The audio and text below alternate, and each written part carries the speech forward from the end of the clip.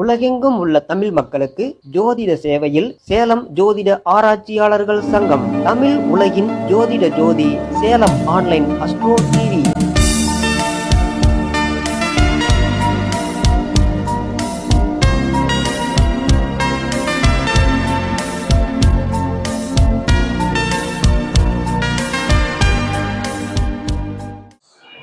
அனைவருக்கும் வணக்கம். சேலம் ஜோதிட ஆராய்ச்சியாளர்கள் சங்கத்தினுடைய 20வது மாதாந்திர கருத்தரங்க நிகழ்ச்சி இனிதே துவங்கி இருக்கிறது. இன்றைய கருத்தரங்கில் வைகுந்தம் எம் ராஜரத்னம் ஐயா அவர்கள் சந்திரநாடியில் தொழில் அப்படிங்கிற தலைப்புல பேச வந்திருக்கிறார். அவரை வருக வருக என்று இன்முகத்தோடு வரவேற்போம். ஆதி என்னும் பராபரையே, அன்பான மனோன்மணியே, ஜோதி எனும் பஞ்சகர்த்தாலே, சொற்பெரிய கரிமுகனே, தீது நீக்கும் கந்தவளே, திருத்துகின்ற குருநாதர்களே, 18 சித்தர்களே, பண்பான பரமசிவமே, ஓதியே ஜோதிடங்கள் உரைப்பதற்கு நாத விந்து வடிவாக நல்ல துணை ஆவீரே. இந்த ஜோதிட கூட்டத்தில் பங்கு பெற்றிருக்கும் சேலம் ஜோதிட ஆராய்ச்சியாளர்களுடைய சங்கத்தின் 20வது பொதுக்கூட்டத்துக்கு நிர்வாக பொறுப்பில் இருக்கும் நண்பர்களுக்கும் மற்றும் இந்த காணொலியை காணும் அனைத்து நண்பர்களுக்கும் இனிய காலை வணக்கம். ஜோதிடம் ஒரு அற்புதமான வித்தை. இதில் ஆயக்கலைகள் 64 இது 8வது வித்தையாக சொல்லப்பட்டிருக்கிறது. எல்லோருக்கும் ஜோதிடம் ஒரு பொழுதுபோக்கு. ஜோதிடத்தை தாண்டி வருமானத்திற்காக மட்டும் வாழக்கூடிய ஒரு கட்டாய சூழ்நிலைக்கு தள்ளப்பட்ட துர்பாக்கியத்தனமான ஒரு வித்தையாக மாறிவிட்டது தான் காலத்தினுடைய கொடுமை. இந்த ஜோதிடத்தில் சொல்ல முடியாது என்பது ஏதாவது இருக்குமானால் நிச்சயமாக வாய்ப்பில்லை. ஏனென்று கேட்டால் அதற்கான அனுபவமும் அறிவும் நமக்கு பற்றாக்குறை இருப்பதனால் ஒரு தகவல் இருக்கிறது இல்லை என்று சர்ச்சைகள் பெருமளவு ஓடிக்கொண்டிருக்கிறது. அந்த சர்ச்சைக்கு முற்றுப்புள்ளி வைக்கும் விதமாக திரு ஜி கோபாலகிருஷ்ணன் என்று சொல்லக்கூடிய திரு ஜி.கே. அவர்கள் சந்திரநாடி என்ற ஒரு முறையை புதிதாக அறிமுகப்படுத்தியுள்ளார். அந்த சந்திரநாடியின் மூலமாக ஒரு ஜாதகர், ஒரு வாடிக்கையாளர் ஒரு ஜாதகத்தை நம்மிடம் கொண்டு வந்து தரும் பொழுது பார்த்தவுடன் இந்த ஜாதகர் இதை தான் நம்மை கேட்கப் போகிறார் அல்லது இதைத்தான் நாம் சொல்ல போகிறோம் என்பது தகவலை தெளிவாக அடையாளம் காட்டுவதற்காக ஜோதிடத்தில் எண்ணற்ற முறைகள் இருந்த போதிலும் கூட இந்த சந்திரநாடி அபரிமிதமான உதவியை அனைத்து ஜோதிடர்களுக்கும் வழங்கி இருக்கிறது என்பதுதான் ஒரு யதார்த்தமான இனிக்கும் உண்மை. அதே சமயத்தில் சந்திரநாடி என்பது ஜென்மத்தில் இருக்கக்கூடிய கிரகத்தை கோச்சார சந்திரன் தொடர்பு கொள்ளும் பொழுது ஏற்படக்கூடிய நிகழ்வுகளின் பிரதிபலிப்பே. ஜென்மத்தில் இருக்கக்கூடிய கிரகத்தை, அதாவது ஜென்ம ராசி கட்டத்தில் இருக்கக்கூடிய கிரகத்தை கோச்சார சந்திரன் பார்வை கொண்டாலோ சேர்ந்தாலோ அல்லது ஒருவருக்கொருவர் திரிகோணத்தில் அமர்ந்தாலோ அந்த தொடர்பு கொள்ளும் கிரகத்தினுடைய காரகத்துவம் சம்பந்தப்பட்ட கேள்விகளை தான் மக்கள் எதிர்நோக்கி வந்திருப்பார்கள் அல்லது அது சார்ந்த தகவலைத்தான் எதிர்நோக்கி வந்திருப்பார்கள். அப்படி எதுவுமே இல்லை என்றால் நம்மை அவர்கள் ஜோதிடம் பார்த்து பலன் தெரிந்து கொண்டே ஆக வேண்டும் என்ற கட்டாயத்தில் வரவில்லை என்பதையும் அது தெளிவாக காட்டிவிடும். அதாவது கோச்சார சந்தனை தொடர்பு கொள்ளாத எந்த ஒரு கிரகமாக இருந்தாலும் எந்த ஒரு தகவலையும் எந்த ஒரு கேள்வியும் எதிர்பார்த்து வந்திருக்க மாட்டார். அப்படியே வழியில போனேன், ஒரு ஜோதிடர் இருக்காருன்னு சொன்னாங்க, சரி பார்ப்போமே அப்படின்னு தான் வந்திருப்பார்களே ஒழிய கண்டிப்பாக அவர்களிடம் ஒரு ஸ்பெசிஃபிக்காக தனியாக ஒரு கேள்வி இருக்காது. அதே சமயத்தில் கோச்சார சந்திரன் ஒரு ஜாதகத்தில் நீச்சம் பெற்ற கிரகத்தை தொடும் பொழுது அந்த கிரகம் எதுவோ அந்த கிரகத்தினுடைய காரகத்துவத்தினுடைய புலம்பல் தான் வரும் வாடிக்கையாளரிடம் இருக்கும். அந்த கோச்சார சந்திரன் தொடர்பு கொண்ட பிறந்த கால கிரகம் தற்போது கோச்சாரத்தில் எங்கு சென்று கொண்டிருக்கிறதோ அதுதான் நமக்கு பதிலாகவும் கேள்வியாக அமையும் என்பதில் மாற்று கருத்தில்லை. அதற்கடுத்து அதுவே தசாபுத்தியினுடைய காலமாக இருக்கும் பட்சத்தில் அந்த சம்பவம் நிச்சயமாக நிகழும். தசாபுத்தி இல்லாத பட்சத்தில் அந்த சம்பவத்திற்கான அறிகுறிகள் தென்படும், அது சம்பவமாக நடப்பதற்கான வாய்ப்பில்லை. அதற்கு அடுத்து ஒவ்வொரு கிரகமும் கோச்சார சந்திரனுடைய தொடர்பு கொள்ளும் போது இருக்கக்கூடிய நிலைகள் சார்ந்த தகவலை பார்ப்போம். சூரியன் கோச்சார சந்திரனை தொடர்பு கொண்டால் அங்கு தந்தை சம்பந்தப்பட்ட உறவு, தாய்மாமன் சம்பந்தப்பட்ட உறவு, அதே சமயத்தில் முதல் குழந்தை சம்பந்தப்பட்ட உறவு, மாமனார் சம்பந்தப்பட்ட உறவு, இது இல்லாமல் நிரந்தர வருமானம் சம்பந்தப்பட்டது, அதே சமயத்தில் அதிகார தோரணைகளில் ஜீவனம் இது சம்பந்தப்பட்டதாகத்தான் இருக்கும். இதில் ஒரு சின்ன முரண்பாடு இருக்கும். எல்லோரும் தாய்மாமன் என்ற உறவை புதன் என்கிறார்கள், நீங்கள் மட்டும் இந்த விஷயத்தில் தாய்மாமன் என்கிறீர்களே எப்படி என்ற ஒரு கேள்வி இருக்கும். அதற்கும் இப்போதே பதிலை தந்து விடுகிறேன். ஏனென்று கேட்டால், காலபுருஷனுக்கு 5ஆம் இடம் என்பது சூரியனுடைய வீடு. அந்த 5ஆம் இடம்தான் தாய்மாமன் ஸ்தானமும் அதே சமயத்தில் மூத்த புத்திர பாக்கியத்தினுடைய முதல் குழந்தையினுடைய தன்மை அடையாளம் காட்டக்கூடியது. ஆக தாய்மாமனையும் இது அடையாளம் காட்டும், புதனையும் இது அடையாளம் காட்டும் என்பதை கருத்தில் கொள்ளலாம். அடுத்து சந்திரன் தொடுகிறான் என்று பார்க்கும் பொழுது அங்க தாய் சம்பந்தப்பட்ட உறவு, அதுவும் இல்லாமல் தாய் லெவலில் இருக்கிற அல்லது தாயை ஒத்த வயது உடைய பெண்கள் சம்பந்தப்பட்ட உறவுகளை மட்டும்தான் கேட்பார்கள். அது மட்டும் இல்லாமல் தன்னை பற்றி அதிகமாக கேட்பார்கள். அதுக்கடுத்தது ஒரு மாற்றத்தை நோக்கி கேட்பார்கள் அல்லது மாற்றத்தை எதிர்பார்த்து வந்திருப்பார்கள். ஜென்மச்சந்திரனை கோச்சார சந்திரன் கடந்து இருக்கும் பட்சத்தில் கண்டிப்பாக மாற்றத்தை நிகழ்த்திவிட்டு இந்த மாற்றம் நான் செய்தது சரியா தவறா என்ற கோணத்தில் வருவார்கள். அதற்கடுத்து செவ்வாய். இந்த செவ்வாய் என்று பார்க்கும் பொழுது இளைய சகோதர வர்க்கம், அதே சமயத்தில் நிலம் சம்பந்தப்பட்ட விஷயம், இது இல்லாமல் தனக்கு இளைய வயதில் உள்ள மச்சனன், மாமனார் என்பதை விட சின்ன மாமனார் அப்படி இப்படின்ட்டு நிறைய வகை வருது இல்லைங்களா? அதில் இந்த செவ்வாயை எடுத்துக்கொள்ளலாம். அதற்கடுத்தது அதே சமயத்தில் வீட்டில் உள்ள அதிக வேகமும் குரூரமும் தைரியமும் கொண்ட ஒரு மனிதனை பற்றி அவர்கள் கேட்க வந்திருக்கலாம். இது இல்லாமல் வீடு, பழங்கால வீடுகள் சம்பந்தப்பட்டது, அதே சமயத்தில் அசைக்க முடியாத வீடுகளாகவும் இருக்கும். அதே சமயத்தில் அது சுக்கிரனுக்கு நிகரான அலங்காரம் இல்லாமல் இருக்கும். அதாவது கடன் இல்லாமல் கட்டப்பட்ட வீட்டை பற்றி கேட்கறதுக்கான வாய்ப்பு இருக்கிறது. அதுக்கு அடுத்தது புதன் சம்பந்தப்பட்டது.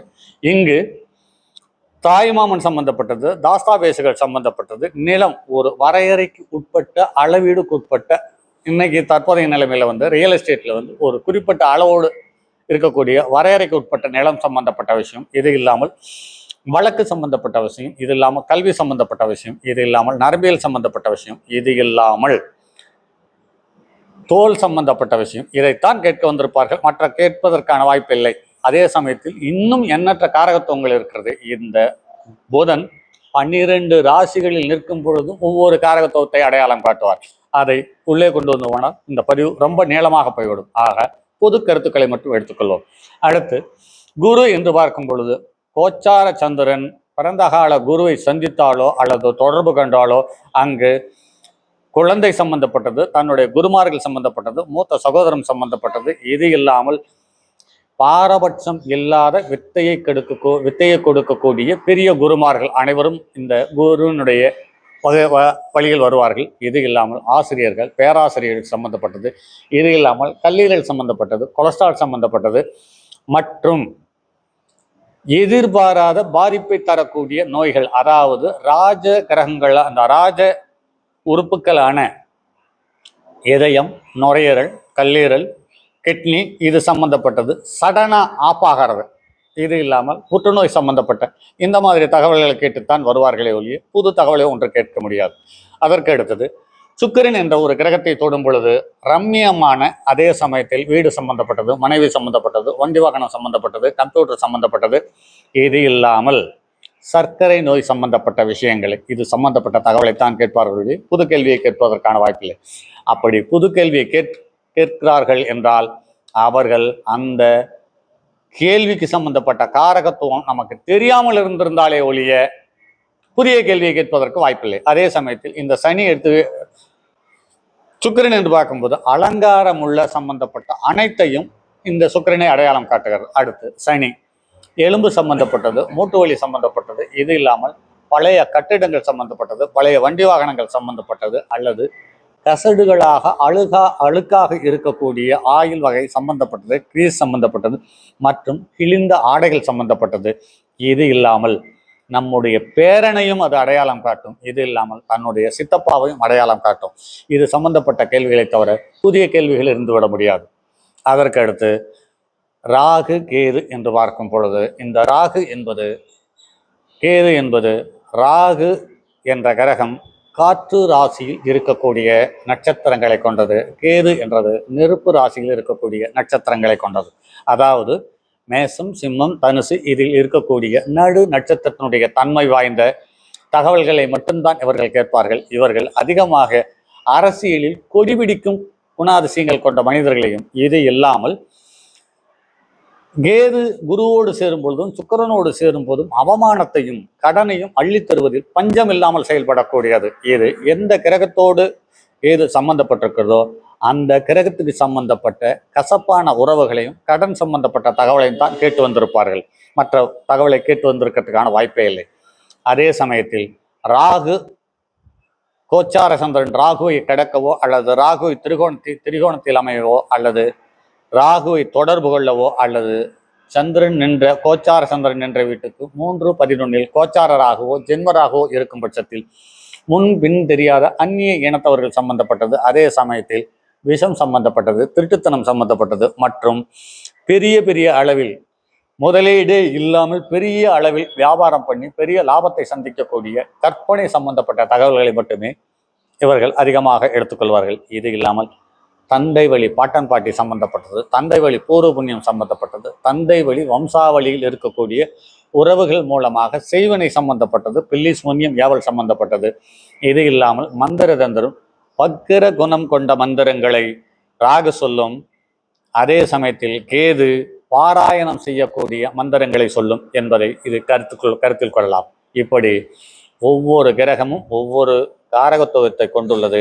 இந்த காரகத்துவம் ராசி காரகத்துவம் என்று தனியாக இருக்கிறது, லக்ன காரகத்துவம் ஒன்று தனியாக இருக்கிறது, இது இல்லாமல் கிரக காரகத்துவம் ஒன்று தனியாக இருக்கிறது, இது இல்லாமல் நட்சத்திர காரகத்துவம் என்று தனியாக இருக்கிறது, இது இல்லாமல் பஞ்சபூத காரகத்துவம் என்று தனியாக இருக்கிறது, இது இல்லாமல் பருவ காலத்துக்கு சம்பந்தப்பட்ட காரகத்துவங்கள் இருக்கிறது. இப்படி எதையுமே கண்டுகொள்ளாமல் எண்ணற்ற விஷயங்களை பேசிக்கொண்டிருக்கக்கூடிய ஒரு சூழ்நிலையில் சந்திரநாடிகள் நமக்கு தொழில் என்று ஒரு சூழ்நிலை வரும் பொழுது லக்னத்துக்கு 10வது இடத்துக்குரிய கிரகமோ அல்லது சனியோ அல்லது அதிகார தோரணையுள்ள சூரியன் செவ்வாயையோ இந்த 4 கிரகத்தை கோச்சார சந்திரன் தொடாமல் அவருக்கு ஜீவனம் இல்லை. லக்னத்துக்கு 4ஆம் இடத்தில் நிற்கும் போது அது அவர் தொழில் சம்பந்தப்பட்ட விஷயமாகவும் வரலாம், அதே சமயத்தில் தாய் சம்பந்தப்பட்ட விஷயமாக வரலாம். ஏன் தாயை மட்டும் எடுத்தோம், எப்படி தொழிலை எடுத்துக்கொண்டோம் என்று பார்த்தால் 4ஆம் இடத்துக்கு 7ஆம் இடம் தான் லக்னத்துக்கு 10ஆம் இடம் என்ற ஜீவனம். ஆக 4ஆம் இடத்தில் வந்தாலும் 10ஆம் இடத்தில் வந்தாலும் 7ஆம் இடத்தில் இருந்தாலும் லக்னத்தில் இருந்தாலும் இந்த வாடிக்கையாளர் தொழில் சம்பந்தப்பட்ட ஒரு தகவலை கேட்பார். அதே சமயத்தில் சந்திரன் நின்ற வீட்டுக்கு 1, 5, 9 சனி இருந்தாலும் சூரியன் இருந்தாலும் 10ஆம் இடத்துக்குரிய கிரகம் இருந்தாலும் இது ஜீவனத்தை தெளிவாக அடையாளம் காட்டும். ஆக எந்த ஒரு விஷயமாக இருந்தாலும் லக்னத்துக்கு 5, 10க்குரிய ஒரே ஸ்தானத்திலிருந்து அந்த இடத்தை கோச்சார சந்திரன் கடக்கும் பொழுது கண்டிப்பாக அவர்களுக்கு கவர்மெண்ட் வேலை கிடைக்கிறதுக்கான வாய்ப்பை உண்டு பண்ணி தரும். இதில் சனி நீச்சம் பெற்றோ சூரியன் நீச்சம் பெற்றோ இருக்கும் பட்சத்தில் அல்லது லக்னத்துக்கு 5க்குரியவன் நீச்சம் பெற்றோ அல்லது 10க்குரியவன் நீச்சம் பெற்றோ இருக்கும் பட்சத்தில் அந்த தொழிலில் ஒரு அவமானமும் ஒரு கசப்பும் இலையோடி கொண்டே இருக்கும் என்பதில் மாற்று கருத்து இருக்க முடியாது. அதே சமயத்தில் ஒரு ஜாதகத்தில் ஒரு கிரகம் தொடும் பொழுது நிகழ்வுகள் நிச்சயம், அந்த நிகழ்வுகள் தசாபுத்தியாக இருக்கும் பட்சத்தில் மாற்று கருத்துக்கே வாய்ப்பில்லை, நிச்சயமாக நடக்கும். ஒரு கிரகம் ஒரு கிரகத்தை கடக்கும் பொழுது ஒரு பாகையை அல்லது கலையை கடந்து நின்றால் கூட அந்த நிகழ்வுகள் சம்பந்தப்பட்ட விஷயங்களை கடந்துதான் அந்த மனிதர்கள் வந்திருப்பார்களே ஒழிய மாற்று கருத்தே வாய்ப்பில்லை. நீங்கள் அது வாக்கியப்படி எடுத்துக்கிட்டாலும் சரி, திருக்கணித படியை எடுத்துக்கிட்டாலும் சரி, திருக்கணித படி எடுத்துக்கிட்டீங்கன்னா படி எடுத்துக்கிட்டீங்கனாலும் ஒன்று கடந்து இருக்கும் அல்லது கடக்க போகும் அல்லது தொடும், இவ்வளவுதான். இதில் மாற்று கருத்து எதுவும் இருக்க முடியாது. அதற்கு அடுத்து இப்படியே ஒவ்வொரு கிரகத்தினுடைய தன்மையும் ஒவ்வொரு பாவத்தினுடைய தன்மையும் தெளிவாக அடையாளம் காட்டக்கூடியது சந்திரநாடி. இன்று எடுத்துக்கொள்வோம். இப்ப தற்போது அப்படின்னு பார்த்தீங்கன்னா இப்ப கும்பராசியில போயிட்டு இருக்கு. இப்ப ராகுவை தான் தொடர்றதுக்கான வாய்ப்பு இருக்கு. அப்ப தற்போது யாருக்கு ராகு கும்பத்தில் இருந்தாலும் அந்த ராகுவனுடைய தசாபுத்தி இருக்கும் பட்சத்தில் அந்த அமைப்புள்ள ஒருவர் நமக்கு ஜாதகத்தை கொண்டு வந்து கொடுப்பார்களே ஆனால் அவர்கள் கஷ்டத்தையும் கடுமையான சிரமத்தையும் நெருக்கடியும் சந்திக்கக்கூடிய சந்தர்ப்ப சூழ்நிலைத்தான் கேட்பார்கள், மற்ற கேள்விகளை கேட்பதற்கான வாய்ப்பில்லை. அதற்கு அடுத்து இடுகதிர் செவ்வாய் கூடி எங்கு நின்றாலும் இளமையில் விதவையாமே என்று ஒரு தகவல் இருக்கிறது. இதில் இன்னைக்கு வலைதளத்தையோ இணையதளத்தையோ அல்லது சோசியல் மீடியாவையோ திருப்பி பார்த்தோம் அப்படின்னு பார்த்தீங்கன்னா அடாடாடாடா ஒண்ணுமே சொல்லவே முடியல, அத்தனை தகவல்கள் இருக்குது. அத்தனை தகவல்களையும் வச்சுக்கிட்டு இது இல்லாமல் ஜோதிடர்கள் என்ன செய்யறாங்க அப்படின்னு பார்த்தீங்கன்னா நான் பொருத்தம் பார்த்தா சரி வரும், பொருத்தம் பார்த்து கல்யாணத்தை பண்ணிக்க முடியும் அப்படின்னு சொல்றாங்க. அதெல்லாம் ஒன்றும் வாய்ப்பு இருக்கிற மாதிரி நடைமுறை அனுபவத்துல காணும். மிகப்பெரிய ஆகச்சிறந்த ஜோதிடர்கள்லாம் கடைசீட்டில் அந்திம காலத்துல ஜோசியம் பொய்ன்னு வாதாடுற சூழ்நிலைகள்லாம் இருந்து இறந்தவங்களை நாம நடைமுறை அனுபவத்துல பார்த்துருக்கிறோம். ஒரு கிரகத்தினுடைய கதிரிலைகளினுடைய தாக்கத்தால் ஏற்படக்கூடிய மாற்றமே இந்த பூவிலில் நடக்கக்கூடிய அனைத்து நிகழ்வுகளும். கிரகத்தை தன்னுடைய கட்டுப்பாட்டுக்குள் வைத்துக் கொள்ள தகுதியான எந்த ஒரு மனிதனையும் கிரகங்கள் இதுவரை அறிமுகப்படுத்தவில்லை, அடையாளம் காட்டப்படவும் இல்லை. ஆக கிரகத்தினுடைய கதிரிலைகளினுடைய தாக்கத்துக்கு கட்டுப்பட்டே வாழ்ந்து முடிக்க வேண்டிய கட்டாய சூழ்நிலைக்கு தள்ளப்பட்டிருக்கிறோம். இதுக்கு பூர்வ ஜென்ம கர்மா என்று ஒரு வார்த்தையை எடுத்துக்கொள்கிறோம், பூர்வ பொண்ணு செய்த பாவம் என்று ஒரு வார்த்தையை எடுத்துக்கொள்கிறோம், புண்ணியம் என்று ஒரு வார்த்தையை எடுத்துக்கொள்கிறோம். இது எல்லாம் நடைமுறையில் ஒத்துப்போகிறது என்றால் ஒத்துப்போகவில்லை. கூட்டி கழித்து பார்த்தால் ஏற்கனவே முடிவு செய்யப்பட்ட பிரபஞ்ச விதிகளின்படி நம்முடைய போன ஜென்மம், இந்த ஜென்மம், அடுத்த ஜென்மம் ஏற்கனவே வரையறுக்கப்பட்டுள்ளது. அந்த வரையறுப்பில் நாம் செய்த போன ஜென்மத்தில் இந்த ஜென்மத்தில் செஞ்ச புண்ணியங்களுக்கு ஏற்ப ஜாதகத்தில் ஒரு தகவலை கடப்பதோ அல்லது கேட்பதோ அல்லது உணர்வதோ தன்மையை நம் முன்னோர்கள் நமக்கு கொடுத்து சென்று விட்டிருக்கிறார்கள். அவ்வளவுதானே ஒழிய மற்றபடி மாற்று கருத்து எதுவும் இல்லை. சரி, இடுகதிர் செவ்வாய் கூடி எங்கு நின்றால் இளமையில் விதவையாமே என்பதை சார்ந்த ஒரு சின்ன விரிவுரை அல்லது சின்ன தகவல். செவ்வாய் காலபுருஷனுக்கு முதல் லக்னம், அதே காலபுருஷனுக்கு 8வது இடமும் அதுவே.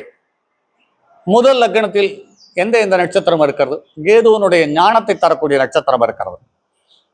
அதே சமயத்தில் வாழ்க்கையில் எல்லாத்தையுமே அனுபவித்து விட வேண்டும் என்ற அதீத அக்கறை கொண்ட சுக்கிரனுடைய நட்சத்திரம் இருக்கிறது.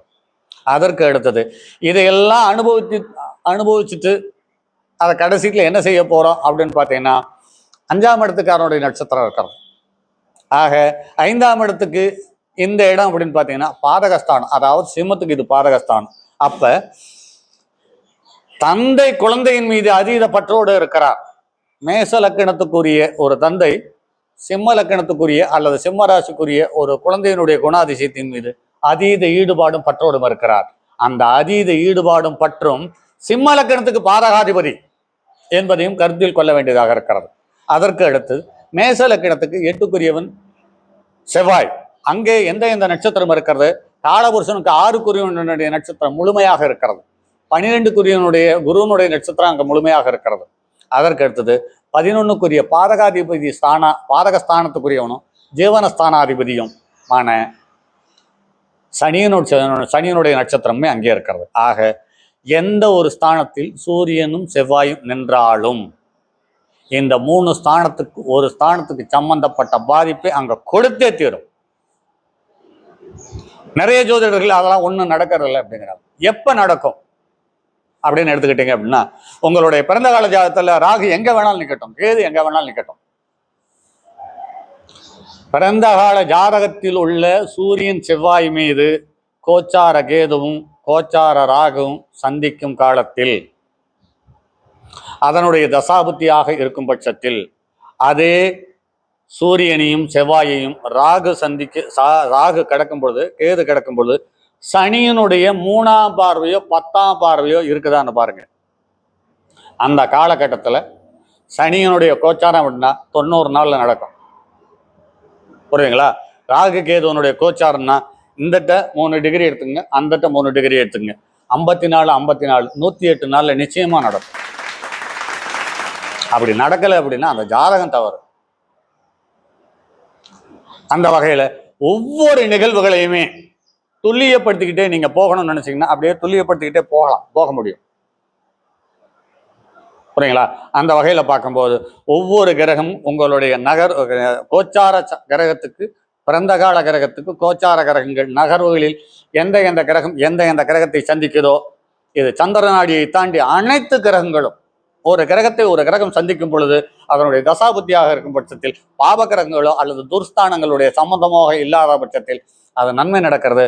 பாவ கிரகத்தினுடைய தொடர்போ துர்ஸ்தானங்களுடைய தொடர்போ அல்லது லக்னத்துக்கு பாதகாதிபதி மாரகாதிபதி சம்பந்தப்பட்ட தொடர்புகள் ஏற்படும் பொழுது அந்த நிகழ்வுகள் பாதகத்தையோ மாரகத்தையோ துர்ஸ்தானத்தையோ துர்பலனையோ கொடுக்கிறது என்பது நடைமுறையில் எண்ணற்ற ஜாதகத்தில் பார்த்திருக்கிறோம். அதே சமயத்தில் ஒரு ஜாதகத்தை எடுத்துக்கொண்டு நாம் பேச வேண்டும் என்றால், ஒரு ஜாதகத்தை எடுத்துக்கொண்டு பேச வேண்டும் என்றால் குறைந்தபட்சம் 3 மணி நேரம் பேசினாலும் கூட அப்பவும் மிச்சம் இருக்கும். இதை சொல்லி இருக்கலாமே என்ற மிச்சம் இருக்கும்.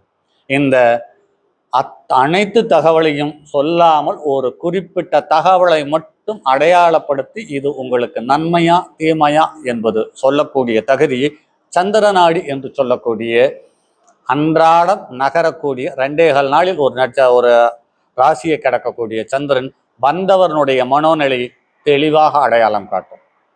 அதை வைத்துக்கொண்டு உங்களால் சர்வ நிச்சயமாக ஒரு பலனை சொல்லிவிட முடியும். அதே சமயத்தில் ஜோதிடர்களிலும் இன்னும் ஒரு பழக்கம் இருக்கிறது. அது எப்படின்னு தெரியல, அது சரியா தப்பான்னு தோணலை. உலகம் முழுவதும் அடையாளம் தெரிந்த ஒரு ஜோதிடர் இருக்கார். அந்த ஜோதிடர் சொல்றாரு, ராகு கேது தோஷம் இருக்கிறது, செவ்வாய் தோஷம் இருக்கிறது, இதை செய்ய வேண்டாம், செய்யுங்கள் என்று ஜோதிடர்களே நிறைய திருமணத்தை தடுத்து நிறுத்தி கொண்டிருக்கிறார்கள் என்று சொல்லுகிறார். அவரை பார்க்கும்போது நமக்கே சிரிப்பு வருகிறது. ஏனென்று கேட்டால், இந்த பூமியில், இந்த கேலக்சி, இந்த பால்வெளி மண்டலத்தில் எண்ணற்ற கிரகங்கள் இருக்கிறது. இந்த எண்ணற்ற கிரகங்களில் இந்த பூமியும் ஒன்று. இந்த பூமியில் இருக்கக்கூடிய ஒவ்வொரு துகள்வுகளும், ஒவ்வொரு அணுக்களும், ஒவ்வொரு உயிர்களும் மற்ற கிரகத்தினுடைய கதிரலைகளினுடைய தாக்கத்தால் செயல்படக்கூடிய நடவடிக்கைகளை தெளிவாக அடையாளம் காட்டும். நீங்கள் ஒரு ஜாதகத்தை பார்த்தாலும் பார்க்கலைனாலும் அதனுடைய தசாபுத்தி நடக்கும்போது அந்த காரியங்கள் நடக்கும். உங்களுக்கு 3, 7, 11க்குரியவர்கள் சம்பந்தம் இருக்கும் பொழுது இந்த 3, 7, 11 யார் இருக்கிறார்களோ அந்த 3, 7, 11க்குரிய உறவுகள் உங்களுக்கு வாழ்க்கையில் ஆட்டோமேட்டிக்கா இயல்பா உங்களுக்கு வந்து சேரும். அதுக்கான காரியத்தை நடத்துறதுக்கான சந்தர்ப்ப சூழ்நிலை உண்டு பண்ணி தரும். இது நடைமுறையில் எண்ணற்ற ஜாதகத்தில் பார்த்திருக்கிறோம். சரி நண்பர்களே, மற்றும் அடுத்தது ஒரு பதிவில் சந்திப்போம். அடுத்த பதிவு இப்போது ஜீவனமும் சந்திரநாடியும், அடுத்த பதிவு சந்திரநாடியும் புத்திர வாக்கியம் என்ற பதிவில் சந்திப்போம். அதுவரை உங்களிடமிருந்து விடைபெறுவது உங்கள் அன்பு நண்பன் எம் ராஜரத்தினம். ஐயா ராஜரத்னம் ஐயா அவர்கள் தொடர்ந்து சந்திரநாடியில ஒவ்வொரு பாவமா விளக்கமா சொல்லிட்டு இருக்காரு. அவருடைய உரைகள்லாம் ரொம்ப ஃபைல் பண்ணி வைக்கிற அளவுக்கு நிறைய நுணுக்கமான விஷயங்கள் அடங்கியதா இருக்குது. அவருடைய உரையை பாராட்டி நமது சங்கத்தினுடைய பொருளாளர் மகாலிங்கம் ஐயா அவர்கள் ராஜரத்னம் ஐயா அவர்களுக்கு பொன்னாடை போர்த்தி கௌரவிக்க போறார்.